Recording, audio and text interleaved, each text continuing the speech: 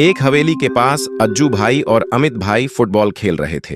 पहले अज्जू भाई की बारी थी और वो बड़े मस्त होकर खेल रहे थे। खेलते खेलते अज्जू भाई फुटबॉल को जोर से मार देते हैं और गेंद सीधा हवेली के एक कमरे में चली जाती है। दोनों हैरान हो जाते हैं। अज्जू भाई और अमित भाई के पास सिर्फ एक ही बॉल थी और नई बॉल खरीदने के लिए पैसे नहीं थे, इसलिए वो हवेली के अंदर जाकर बॉल लाने का फैसला करते हैं। धीरे धीरे दोनों हवेली की सीढ़ियां चढ़ने लगते हैं। ऊपर जाकर देखते हैं एक कमरे से एक भूतनी निकलकर दूसरे कमरे में जा रही है। दोनों डर के मारे वहीं रुक जाते हैं। अचानक भूतनी उनके सामने प्रकट हो जाती है और सीधा अमित भाई को मार डालती है। अज्जू भाई ये सब देखकर वहां से भाग जाते हैं। भागते भागते वो हवेली की एक बालकनी में पहुंचते हैं और तुरंत अपने दादाजी को कॉल लगाते हैं। अज्जू भाई के दादाजी एक बहुत बड़े तांत्रिक होते हैं। अज्जू भाई घबरा कर बोलते हैं, दादाजी हवेली में जल्दी आइए, भूतनी ने अमित भाई को मार दिया। कॉल रखते ही भूतनी वहां आ जाती है और अज्जू भाई को भी चाकू से खोप खोप करके मार डालती है। जैसे ही दादाजी को खबर मिलती है, वो अपने खटारा बाइक पर हवेली की ओर निकल पड़ते हैं। बाइक से उतरते ही दादाजी दौड़ते हुए हवेली में घुसते हैं। वो देखते हैं अज्जू भाई और अमित भाई